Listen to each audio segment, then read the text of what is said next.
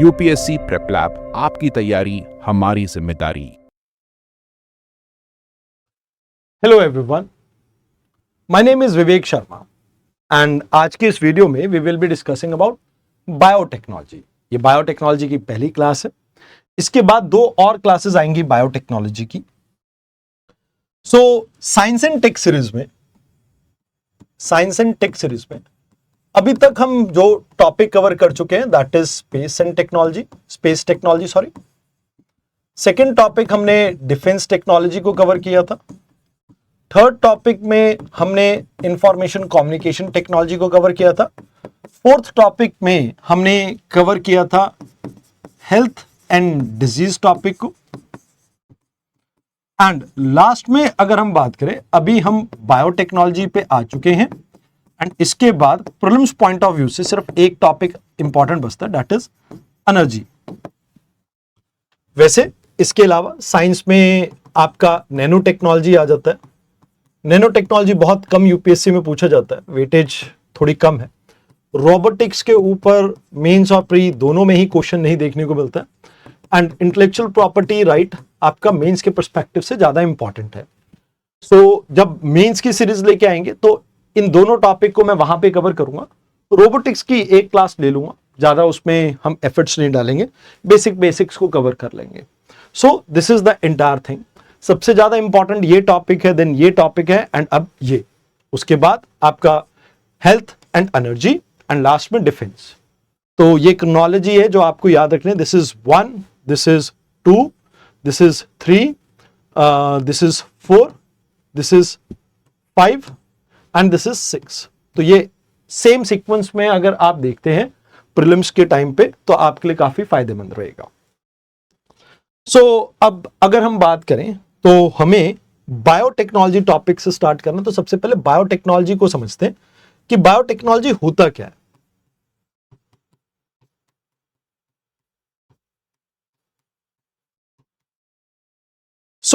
Definitely अगर हम बात करें, बायो का मतलब होता है लिविंग, मतलब लिविंग बींग्स को हम यहां पर ऐसे इंजीनियरिंग मेथड के थ्रू ऑल्टर कर रहे हैं जिससे हम अपने फायदे के लिए यूज कर सकें। जैसे एग्जाम्पल के तौर पे हम कार्ड थेरेपी के बारे में पढ़ते हैं, chimeric antigen receptor T cell therapy. कार्ड थेरेपी में हम क्या करते हैं, हम ब्लड एक्सट्रैक्ट करते हैं, ब्लड में से व्हाइट ब्लड सेल्स को अलग किया जाता है and in white blood cell को इंजीनियर किया जाता है जिससे ये कैंसर सेल को डिटेक्ट कर सके एंड इसी को वापस से ये जो व्हाइट ब्लड सेल है इंजीनियरिंग करने के बाद लैब में ग्रो किया जाता है एक सफिशिएंट नंबर में एंड वापस से बॉडी के अंदर इन्फ्यूज कर दिया जाता है या ट्रांसफ्यूज कर दिया जाता है, जिसके बाद ये कैंसर के अगेंस्ट लड़ते हैं। बायोटेक्नोलॉजी में we will be using living beings का कुछ पार्ट, और इस पार्ट में सबसे इंपॉर्टेंट चीज जो आती है दैट इज सेल। तो हमें सबसे पहले सेल के बारे में समझना होगा एंड यहीं से हमारा बेस स्टार्ट होता है। Let's talk about cells. Cells होते क्या है एंड क्यों हमें इसके बारे में पढ़ना चाहिए। तो बात की जाए सेल की, तो cell basic and fundamental unit है सेल्स की। तो आई विल से सेल आपका स्मॉलेस्ट यूनिट है। अब smallest unit in the sense, अगर मेरे इस पूरे हाथ की बात करें, ये पूरा हाथ बना कैसे, millions and billions of cell से। तो सेल आपका स्मॉलेस्ट यूनिट है प्लस बेसिक यूनिट है लाइफ फॉर्म का। कोई भी लाइफ फॉर्म बिना सेल के एग्जिस्ट कर ही नहीं सकती एंड ये फंडामेंटल है टू ऑल लाइफ फॉर्म। मतलब कहने का यह है कि भैया चाहे यूनिसेलुलर ऑर्गेनिज्म हो चाहे मल्टी सेलुलर ऑर्गेनिज्म हो, बिना सेल के वो एग्जिस्ट नहीं कर सकते। अब जनरली हम सेल्स को दो हिस्सों में बांटते हैं बेस्ड अपॉन कि उनके अंदर न्यूक्लियस है कि नहीं। यहां पे अगर हम देखें तो टाइप्स ऑफ सेल्स की बात की जाए तो जनरली दो टाइप है। एक आता है आपका प्रोकैरियोटिक सेल्स अब ये वो सेल है जनरली जिसमें there is no real nucleus, आपको कोई रियल न्यूक्लियस नहीं देखने को मिलता है। एग्जाम्पल के तौर पे अगर आप देखें तो साइनोबैक्टीरिया इसका एक एग्जाम्पल है, एंड इसमें खास बात ये रहती है कि ये एसेक्सुअल रिप्रोडक्शन के थ्रू जिंदा रहते हैं, मतलब अपने आप को रिप्रोड्यूस करते हैं, एंड इसमें भी कॉमनली बाइनरी फिजन करेंगे। ये डॉटर सेल एंड ऑल वो जो टूट के अलग हो जाता है, जैसे फॉर एग्जांपल ये आपका सेल है, ये बाद में 2 डॉटर सेल के अंदर कन्वर्ट हो जाएगा और 2 सेल के अंदर डिवाइड हो जाएगा। तो वैसे टाइप का ए सेक्सुअल रिप्रोडक्शन जनरली इनके केस में आपको देखने को मिल जाता है। अब इसके साथ साथ एक आपका और सेल होता है, दैट इज यूकैरियोटिक सेल्स। अब इसमें आपको रियल न्यूक्लियस देखने को मिलता है। क्या देखने को मिलता है? रियल न्यूक्लियस देखने को मिलता है। जनरली जितने भी प्लांट्स हैं, प्लांट सेल्स या एनिमल सेल्स, मेजॉरिटी इन सब में आपको यही देखने को मिलेगा, मैमल्स वगैरह में भी, हम में भी। एंड ये किसी भी तरह के रिप्रोडक्शन के लिए जाने जा सकते हैं। चाहे रिप्रोडक्शन की बात की जाए तो ये सेक्सुअल भी कर सकते हैं और एसेक्सुअल भी, तो दोनों तरह के रिप्रोडक्शन के लिए जाने जाते हैं। So this is based upon कि न्यूक्लियस है कि नहीं। आपके सेल 2 हिस्सों में आप डिवाइड कर देते हैं। नाउ सेल की डिवीजन और भी तरीके से हो सकती है। टाइप ऑफ सेल्स की अगर हम बात करें, टाइप्स ऑफ सेल्स की अगर बात की जाए, सो द थिंग इज यहां पर आपको यह याद रखना है कि एक होता है जर्म सेल और एक होता है सोमैटिक सेल। अब दोनों में फर्क क्या है इसको समझो। देखो, जो ये जर्म सेल होते हैं जनरली अगर हम बात करें सेक्सुअल रिप्रोडक्शन के अंदर ये आपके यूज होंगे, यानी रिप्रोडक्शन के अंदर, नॉट सेक्सुअल से, ये रिप्रोडक्शन के अंदर यूज होंगे। जैसे एग्जाम्पल ह्यूमन के केस में स्पर्म एंड एग्स आप देखते हैं। स्पर्म एंड एग्स जो होते हैं वो आपके जर्म सेल की कैटेगरी में आ जाते हैं, तो मतलब ये रिप्रोडक्शन के अंदर यूज हो रहे हैं। देन अगर सोमैटिक सेल की बात की जाए तो आपके स्किन सेल इसके लिए एक एग्जांपल आप यूज कर सकते हो। सो जनरली सोमैटिक सेल किसी भी अदर पार्ट को जो नॉन रिप्रोडक्शन में यूज होते हैं उन सबको आप यहां पे सोमैटिक सेल की कैटेगरी में डाल सकते हैं। नाउ जो जर्म सेल है इसमें जेनेटिक इंफॉर्मेशन भी होती है, एंड सोमैटिक सेल के अंदर भी जेनेटिक इंफॉर्मेशन होती है, एंड इस इंफॉर्मेशन को स्टोर किया जाता है in the form of DNA. But DNA actual में न्यूक्लियस के अंदर आपको देखने को मिलता है, but in the form of chromosomes. तो सबसे पहले हमें क्रोमोसोम्स के बारे में यहां पे रीड करना होगा। तो आइए सबसे पहले समझते हैं क्रोमोसोम्स के बारे में। एंड ये जनरली ह्यूमंस के रिगार्डिंग हम ज्यादा बात कर रहे हैं, तो चलो समझते हैं क्रोमोसोम्स को। बेसिकली ह्यूमंस के अंदर there are 23 pairs of chromosomes. They carry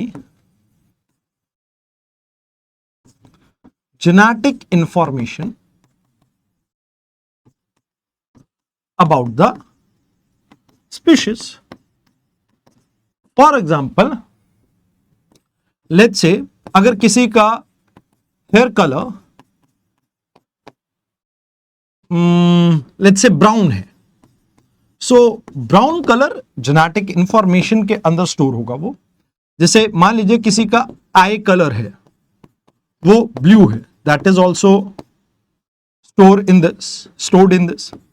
And let's say किसी का बॉडी या स्किन कलर ब्राउन है, जैसे ह्यूमंस जो इंडिया में देखने को मिलता है उनका, सो दैट इज ऑल्सो लाइक कि यहीं पर ही आपका स्टोर होगा। तो जेनेटिक मेकअप किसी भी ऑर्गेनिज्म का यहीं पर स्टोर होता है। एंड आप ये कह सकते हो कि 99% ये जो जेनेटिक इंफॉर्मेशन है, 99% ऑफ जेनेटिक इंफॉर्मेशन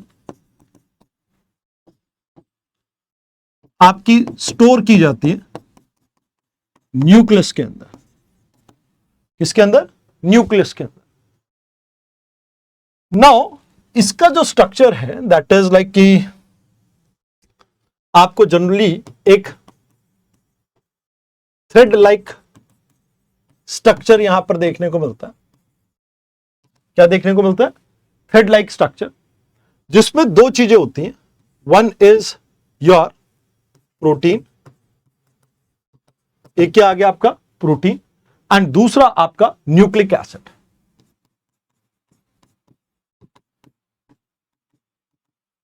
दूसरा क्या आ गया आपका?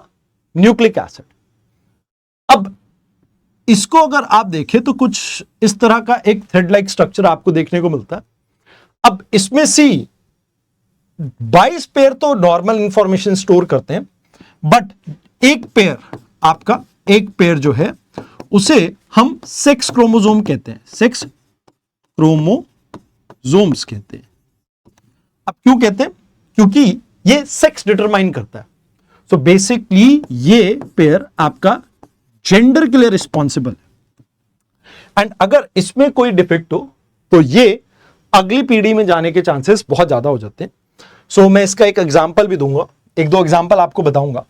सो जनरली लेट्स से अगर हम मेल की बात करें, थोड़ा नीचे लिख लेते हैं, ऊपर लिखने में दिक्कत रहेगी। तो मेल की बात करें तो XY क्रोमोसोम्स आपको देखने को मिलता है, एंड अगर फीमेल की बात करें तो XX क्रोमोसोम देखने को मिलता है। अब यहां पे ये दो X है, आप इन दोनों को कुछ ऐसे 4 हिस्सों में डिवाइड कर लो, यानी पहला पहला पहला, दूसरा दूसरा दूसरा। अब यहां पे मेल वाले का X आ गया, मेल वाले का Y आ गया, मेल वाले का X आ गया, मेल वाले का Y आ गया। तो जब हम बात करते हैं सेक्स डिटर्मिनेशन की, तो sex can only be determined by the male counter part. Female का सेक्स के डिटर्मिनेशन में कोई रोल नहीं होता। अब अगर बात की जाए यहां पे, तो जो मेल एंड फीमेल है उनके होने की रेशियो 50-50 होती है, बट बिकॉज जनरली अगर हम बात करें फीमेल फीटस के सर्वाइव करने की पॉसिबिलिटी बहुत ज्यादा होती है, तो फीमेल फीटस जनरली आपको ज्यादा देखने को मिलता है, मतलब मेल से ज्यादा फीमेल लाइक बेबी होने के चांसेस ज्यादा रहते हैं। तो जैसे अभी गर्मी चल रही है, एक साइंटिफिक स्टडी द नेचर में पब्लिश हुई थी, उसमें यह बताया गया कि जितनी ज्यादा गर्मी बढ़ती जाएगी उसके हिसाब से जो बॉय फीटस है, यानी जो मेल फीटस है, उसके सर्वाइव करने के चांसेस भी कम हो जाते हैं। तो आने वाले समय में ज्यादातर लड़कियों के जन्म होंगे अगर क्लाइमेट चेंज ऐसे ही बढ़ता रहा तो। सो यहां पे अगर हम एक बीमारी की बात करें, यानी सेक्सुअल लाइक जो आपके जीन्स जो है सेक्स क्रोमोसोम्स, इसकी वजह से होती है, दैट कैन बी लाइक, एक एग्जांपल देता हूं जो मेरी लाइफ से ही जुड़ा हुआ है, that is colour blindness. Colour blindness. Now please इसको आप इस तरह से समझें, लेट्स से एक हेल्दी मेल है एंड फीमेल के अंदर ये कैरियर है कलर ब्लाइंडनेस की। X डैश मतलब ये जीन में थोड़ा सा प्रॉब्लम है जिसकी वजह से ये कैरियर बन गई कलर ब्लाइंडनेस की। अब मैंने आपको कहा कि भाई सबसे पहले आप X डैश 2 जगह लिख लीजिए एंड फिर हेल्दी वाला X 2 जगह लिख लीजिए। अब यहां से हेल्दी वाला X आया और यहां से हेल्दी वाला Y आ गया, यहां पर भी X आ गया, यहां पर भी Y आ गया। सो इन 4 में से अगर आप बात करें तो ये जो पोर्शन है इसको कलर ब्लाइंडनेस है। अब क्यों है? बिकॉज इसके पास एक ही सेक्स क्रोमोसोम X के फॉर्म में आया, वो मदर से आया, वो फॉल्टी आया, इस वजह से। एंड अगर इसकी बात करें तो ये कैरी फॉरवर्ड करेंगी फीमेल इस डिजीज को आने वाली जनरेशन में। बट 50% बच्चे ऐसे होंगे जिनमें ये प्रॉब्लम आपको नहीं देखने को मिलेगी। फीमेल के केस में ये प्रॉब्लम तभी हो सकती है, जैसे फॉर एग्जांपल लेट्स से मैं एक कलर ब्लाइंड पर्सन हूं एंड मेरी शादी एक और कलर ब्लाइंड, जो या आप कह सकते हो या कलर ब्लाइंडनेस कैरियर के साथ हो गई, तो उस केस में ये बीमारी आगे ट्रांसफर हो सकती है। बट बॉय चाइल्ड के केस में अगर फीमेल कैरियर भी है तब भी एक पॉसिबिलिटी रहेगी कि ये बीमारी आगे ना जाए। So now we will be talking about the chromosome का जो बेस है, that is deoxyribonucleic acid के बारे में, सो डीएनए के बारे में। Deoxyribonucleic acid, also known as AKA your DNA. Now DNA के एप्लीकेशन के बारे में हम बात करेंगे, बट जनरली अगर हम बात करें, ये ट्रांसफर करता है जेनेटिक कैरेक्टरिस्टिक्स को। It transfers genetic characteristics. अब इसमें आपके कुछ बेस पेयर्स आपको देखने को मिलते हैं। अब इन बेस पेयर को आप अलग अलग नाम से जानते हैं, मतलब 4 का पेयर रहता है, ATGC, आपने शायद इनके बारे में सुना हो, ATGC। So A stands for adenine, T stands for thymine, sorry, not thymine, thymine. Then G आपका guanine के नाम से जाना जाता है,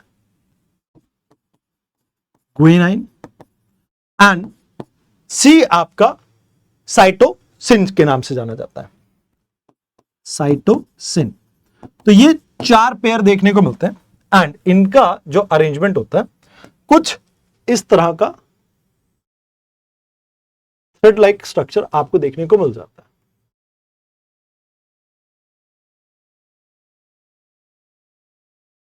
अब इसमें नॉर्मल सा एक अगर हम एग्जांपल देखें तो ये एक डीएनए स्ट्रक्चर है, इसमें आपको अलग अलग फॉर्म में ये अरेंज होते हुए दिखेंगे, जैसे ए जी सी सी टी ए सी सी। ये हमने एक लेट्स से एक सीक्वेंस ले ली, चलो ये ऐसे कई सीक्वेंस हो सकते हैं, बट लेट्स से हमने एक ये सीक्वेंस ले ली, तो दिस इज योर जीनोम जो आपकी जेनेटिक इंफॉर्मेशन स्टोर करके बैठा है एंड ये आपका सेल्फ रेप्लिकेटिंग होता है।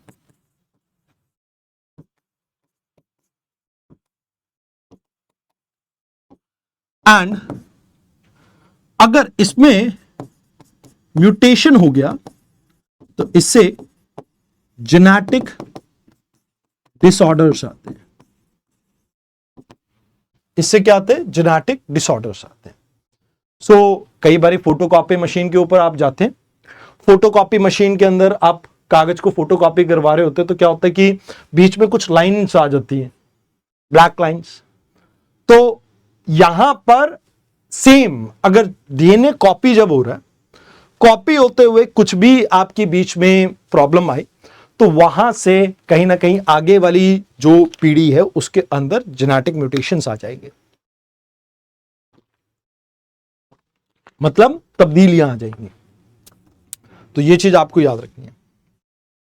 अब डीएनए के एप्लीकेशन की बात की जाए तो अभी रिसेंटली आपको पता होगा अहमदाबाद फ्लाइट केस के अंदर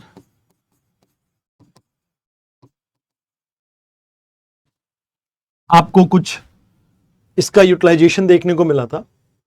सो अगर हम बात करें तो इसमें एक होता है डीएनए फिंगर प्रिंटिंग।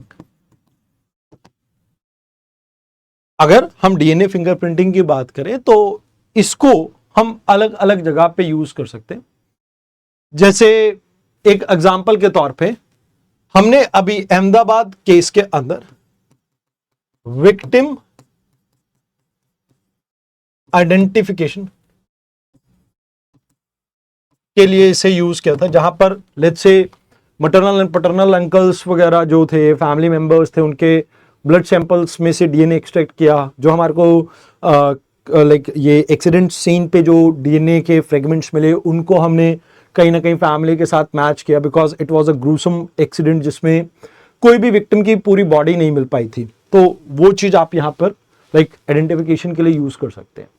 देन इसका यूज पेरेंटहुड के लिए भी किया जाता है। जैसे मान लीजिए पेरेंट को आइडेंटिफाई करना है तो पेरेंटहुड आइडेंटिफिकेशन के लिए भी इसका यूज किया जा सकता है।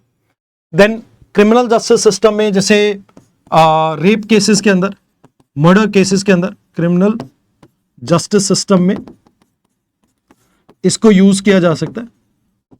तो अभी रिसेंटली इसके लिए भी एक गाइडलाइंस इशू की है आपके सुप्रीम कोर्ट ने, जिसके अंदर ये कहा था कि भाई आपकी चेन ऑफ कमांड नहीं टूटनी चाहिए। बेसिकली जब आपने एक्सट्रैक्ट किया, जब तक एविडेंस को एविडेंस रूम तक आपने स्टोर किया, तो you have to write down each and every information कि कहां से कहां तक आपका वो फ्लो किया। अगर कहीं भी चेन ऑफ कमांड टूटा तो उसके बाद ये एविडेंस के तौर पे यूज नहीं हो सकता।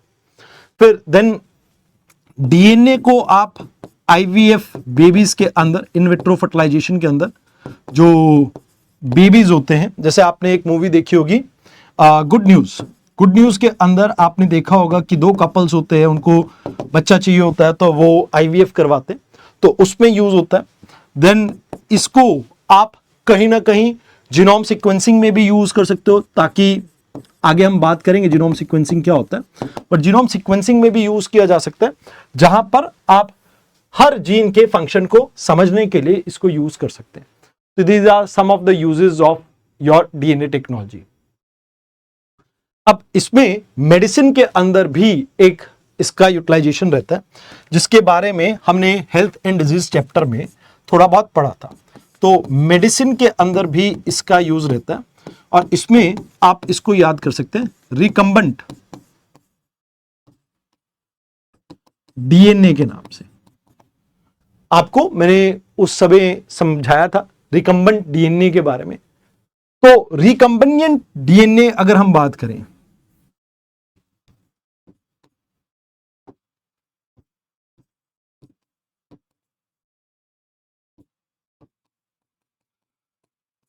तो इसको आप ये मान के चलें कि ये आपके पास एक वेक्टर है, ये आपका जीन ऑफ इंटरेस्ट है।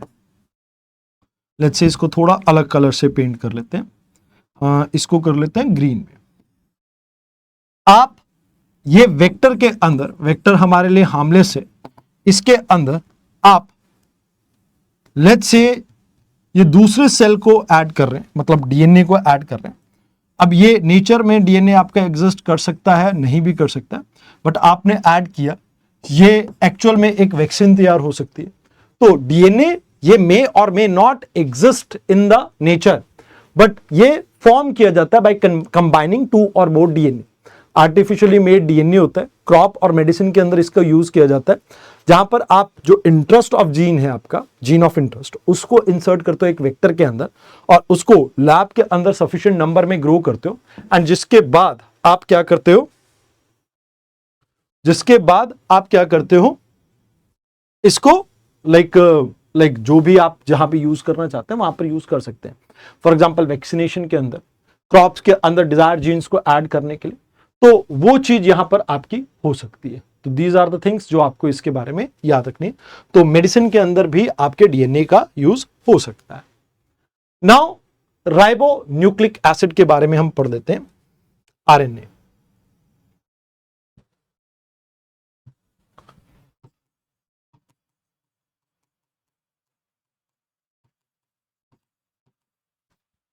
AKA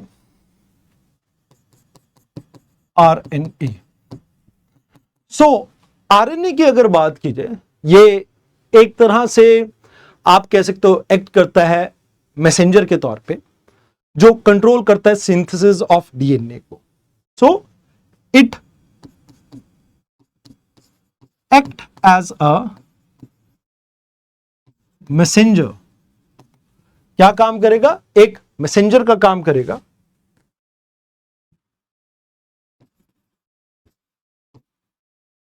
जो कि आपको यह बताएगा कि आपने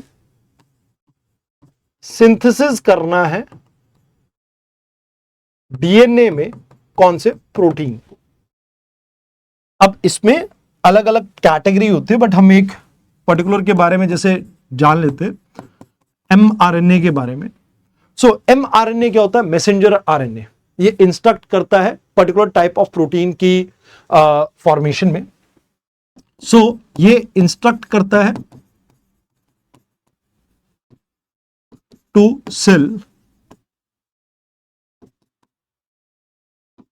कि एक पर्टिकुलर टाइप ऑफ प्रोटीन आप बनाइए, जो कि आपके इम्यूनिटी के लिए आप यूज कर सकते हैं. जो कि इम्यूनिटी के लिए आप यूज कर सकते हैं. जैसे कोविड-19 के टाइम पे हमने सेम एमआरएनए बेस्ड वैक्सीन को इसमें यूज किया था. अब बात की जाए तो बायोटेक्नोलॉजी कहां कहां या किस जगह में यूज हो सकती है, तो इसके बारे में थोड़ा थोड़ा हम पढ़ लेते हैं, इसके एप्लीकेशन के बारे में. एंड डिटेल में इन सब को हम कल डिस्कस करेंगे. कुछ चीजें डिटेल में भी कर लेंगे, बट कुछ चीजें हमारी थोड़ी लिमिटेड रहेंगी आज, क्योंकि बाकी टॉपिक को भी हमने कवर करना है. सो एप्लीकेशंस.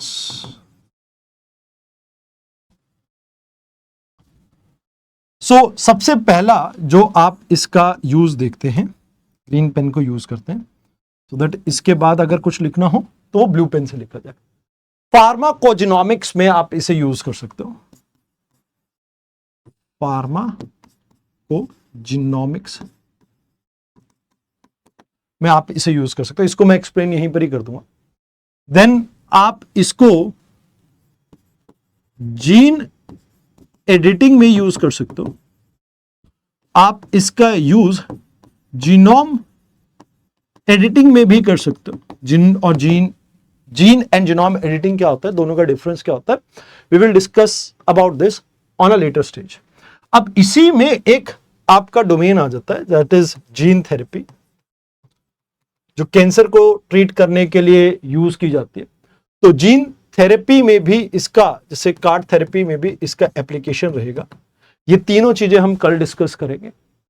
देन जीन डोपिंग एक चीज होती है, जीन डोपिंग में भी इसको यूज किया जा सकता है. एंड लास्ट अगर हम बात करें तो जीन पेटेंटिंग एक चीज होती है.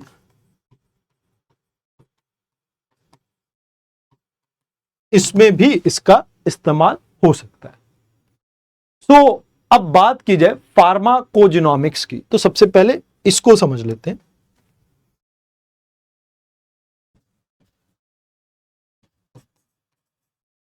फार्माकोजेनोमिक्स, इसको हम समझ लेते हैं सबसे पहले. द थिंग इज, ये टू डिफरेंट वर्ड से बना है.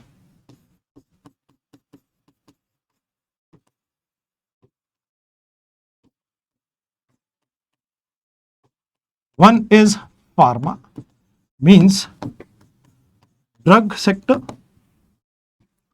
and दूसरा वर्ड है कोजिनोमिक्स और जिनोमिक्स.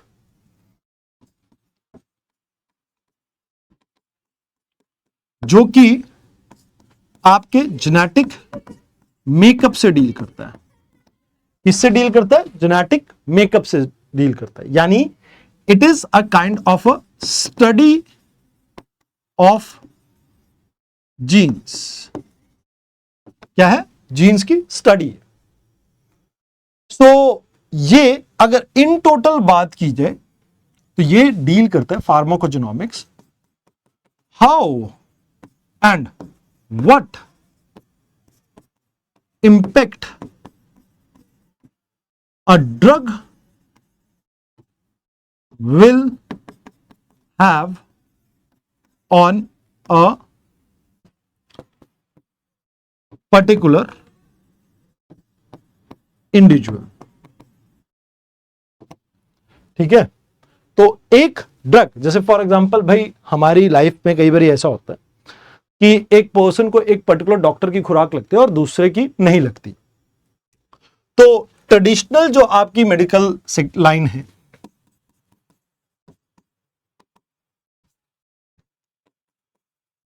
ट्रेडिशनल मेडिकल प्रैक्टिस, इसमें हम यूज करते हैं one size fit all policy. तो इसमें क्या होता है कि भाई अभी मान लीजिए अगर किसी को बुखार है तो सभी को डोलो या पैरासिटामोल दे दी और सबका एक ही जैसा ख्याल रखा। बट फार्माकोजेनोमिक्स में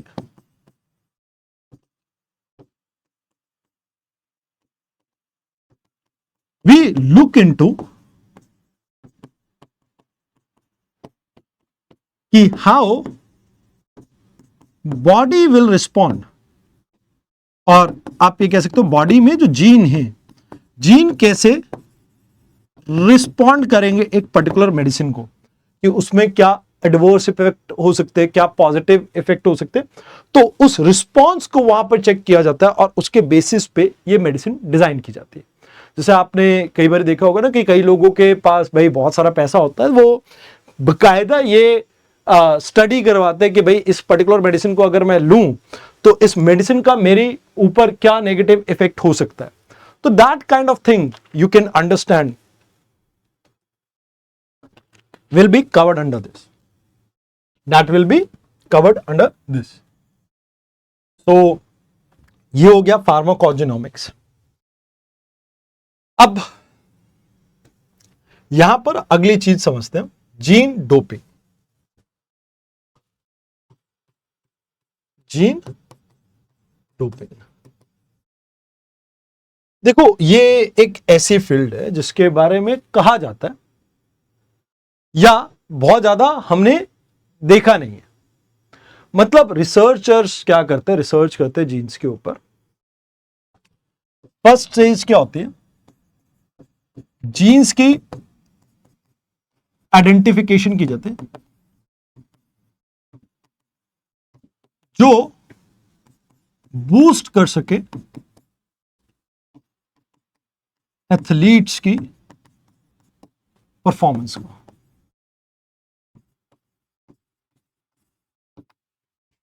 अब इसमें क्या किया जाता है, once we identify the genes, like let's say भाई ब्लड सर्कुलेशन के अंदर जो ऑक्सीजन कैरी करने वाला भी कोई एक जीन होगा, हमने उसको आइडेंटिफाई किया। अब इसमें देखा कि किस पर्सन के पास ये बेस्ट है, उसमें क्या ट्रेट्स देखने को मिले, जो बेबी पैदा होने वाला है उसमें क्या ट्रेट्स हैं, एंड देन हम इसमें ट्रांसफर करते हैं जीन को या जेनेटिकली मॉडिफाई करते हैं। तो जनरली वी ट्रांसफर और modify genes to boost performance. अब मुझे मूवी का तो नाम याद नहीं है, एक सूर्या की मूवी थी जिसमें सूर्या डबल रोल में थे। एक के बाल थोड़े घुंघरालू थे, एक थोड़ा स्मार्ट टाइप का था, एंड दोनों कॉन्जाइटल ट्विंस थे, जुड़े हुए थे एक दूसरे के साथ, एंड शेयर करते थे एक ही हार्ट। तो जनरली उनका जो फादर था उस मूवी में, वो पर्सन आप ये कह सकते हो कि एक बायो साइंटिस्ट था, बायोटेक्नोलॉजी में इन्वॉल्व एक साइंटिस्ट था। और उन्होंने क्या किया कि एक रिसर्च कंडक्ट की यूएसएसआर के साथ उस मूवी में, एंड उस मूवी में जो एथलीट्स है उनकी परफॉर्मेंस को बूस्ट करने का काम किया।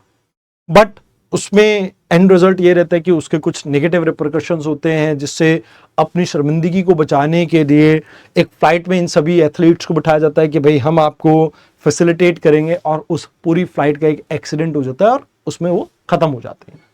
सो ऐसी एक मूवी है, I don't remember the name, अगर आपको नाम बताओ तो एक बार कमेंट सेक्शन में बता देना भाई, बाकी लोग थोड़ा देख लेंगे तो उन्हें थोड़ा आइडिया हो जाएगा कि एक्चुअल में लाइक साइंस या साइफाई मूवीज जो है, साइंस से रिलेटेड जो मूवीज है, उसमें इस तरह के कॉन्सेप्ट के बारे में बात की गई। And we do not have generally any proof, because इसको ट्रैक करना जैसे डोप टेस्ट करने वाली जो एजेंसीज होती हैं उनके लिए पॉसिबल भी नहीं है कि जेनेटिक मॉडिफिकेशन के थ्रू अगर ऐसा कुछ किया भी गया हो तो it will be not easy to identify. So let's talk about the next important part, जिसके बाद आज के लेक्चर को हम कंक्लूड करेंगे। एंड इसके आगे की जो हमारी जद्दोजहद है वो नेक्स्ट लेक्चर से स्टार्ट करेंगे। So that is gene patent. सो इसको मैं इस तरह से समझाऊंगा कि आप किसी डीएनए सीक्वेंस के लिए, it's a process of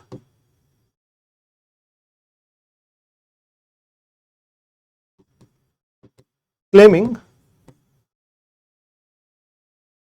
intellectual property right for a specific sequence of DNA। एक समय ऐसा था 2013 से पहले तक जब लोग अपने डीएनए को भी पेटेंट करवा रहे थे।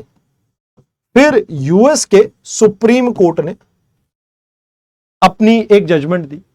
अब सुप्रीम कोर्ट ने क्या कहा कि भैया ये तो नेचुरल है, अगर आप किसी भी पर्सन के साथ सेक्सुअल इंटरकोर्स करोगे तो ये तो पॉसिबल नहीं है। तो यहां पर उन्होंने कहा कि भाई नेचुरल डीएनए या genetic information can't be patent. आप क्या नहीं कर सकते, इसे पेटेंट नहीं कर सकते, बिकॉज